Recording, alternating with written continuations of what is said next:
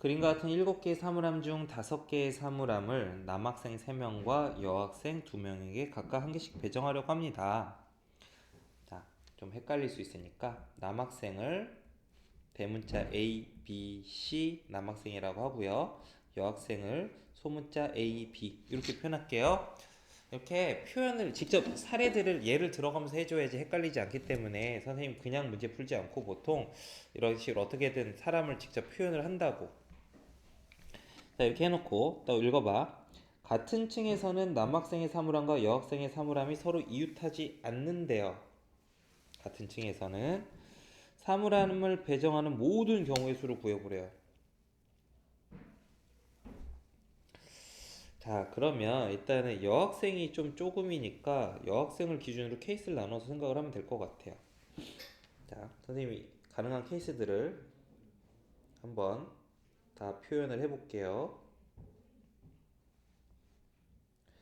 자, 여학생 자리를 먼저 배정을 해볼 건데, 케이스 1번. 여학생이, 여학생이 1층에 2명이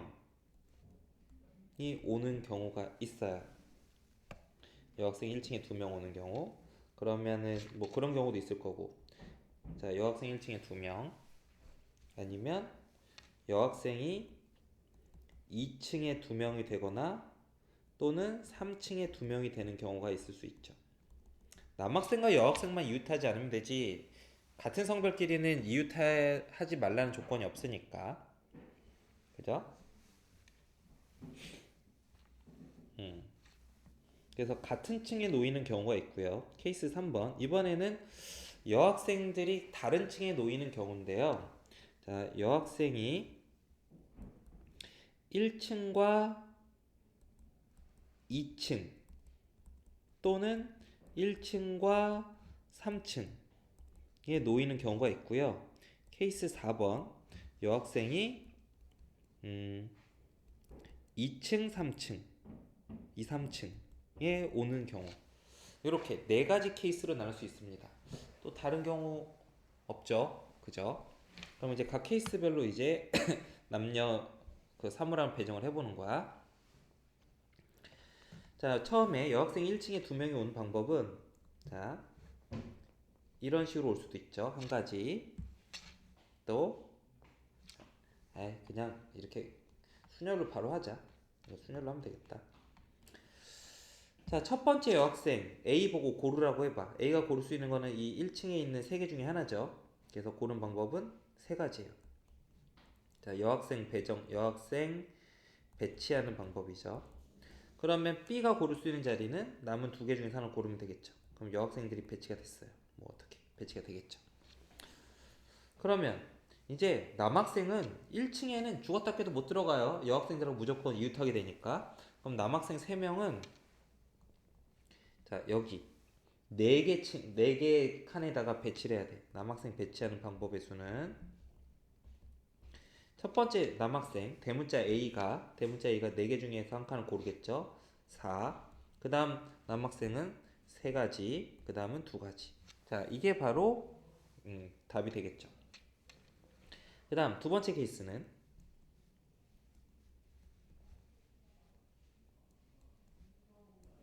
자, 여학생이 2층 또는 3층에 2명이 오는 경우야. 그러면 2층에 2명이 오는 경우는 이 팩토리얼 가지겠죠. 여기밖에 못 오니까. A, B, B, A 이런 식으로. 두 가지가 있어요. 3층 자, 여학생이 2층에 오거나 혹은 3층에 2명이 올 수도 있죠.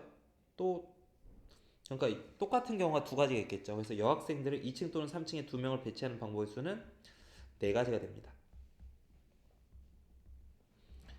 그런 상태에서 여학생이 어떻게 배치됐다고 합시다. 어떻게 배치가 됐어요. 그럼 남학생들은 여기 남은 5칸 중에서 골라가면 되겠죠. 5 곱하기 4 곱하기 3가지가 되겠습니다. 남학생. 자, 그 다음에 여학생이 이번에는 1층, 2층 혹은 1층, 3층에 배열된 배치된 방법의 수는 음, 아, 1층, 이게 1층, 2층. 이게 좀 문제네. 자, 보자. 일단 2층이나 3층에 배치된 건 별로 문제가 안 돼. 음.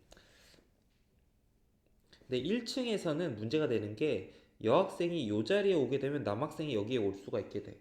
근데 만약에 여학생이 이 파란 자리에 오게 되면 남학생은 어떻게 해도 1층에 못 온단 말이야. 그래서 두 가지 케이스로 나눠서 생각을 해봐야겠네, 이 경우는. 자, 여학생이 1층에 오는 여학생이 이, 이 선생님 뒤꿈치란 두 개의 자리 중에 한 자리에 오는 경우하고 또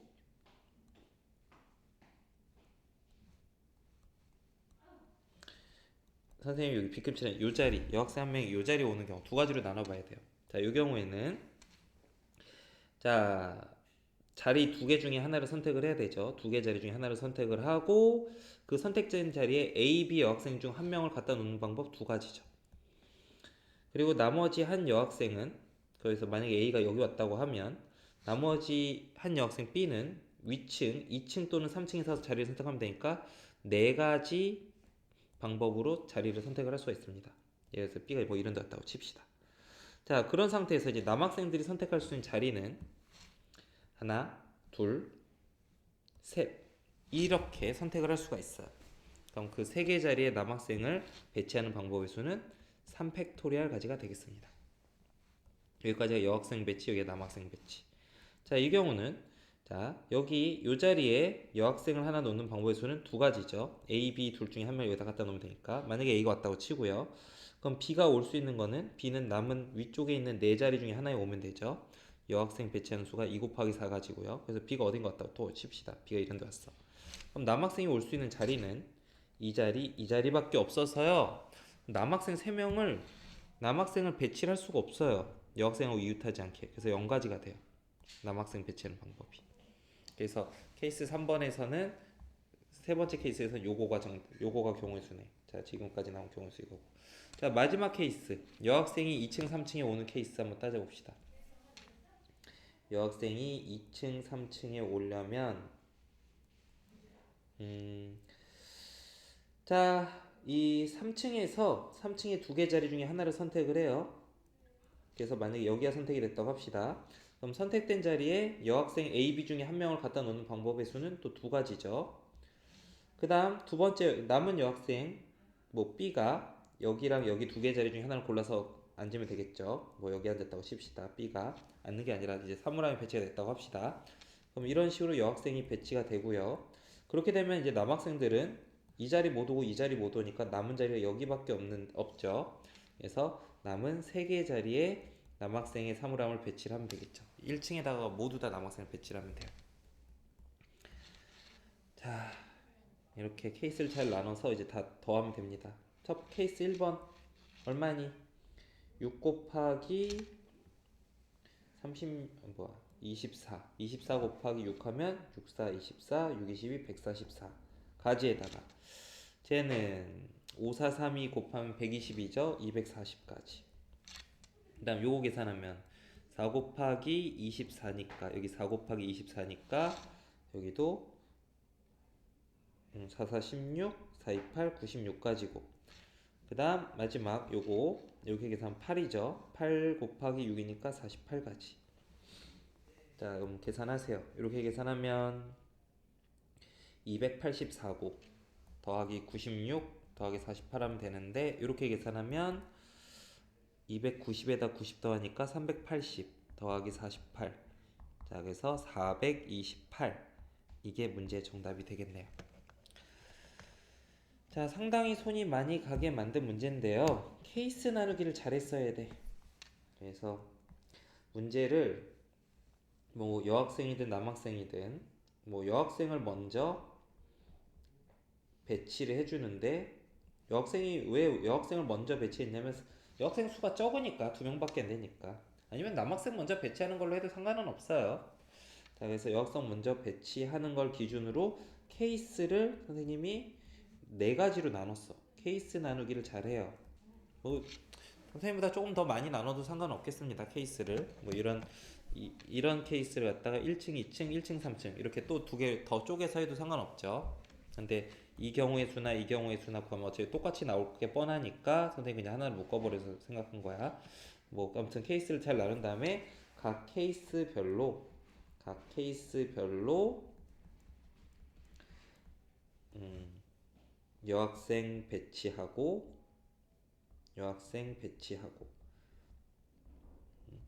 남학생 배치 이렇게 순서대로 한꺼번에 하지 말고 남학생 배치하는 경우의 수를 따져본 거죠. 그래서 이런 거 할 때 이제 조합, 순열 이런 걸 적용을 해가면서 문제를 해결한 겁니다.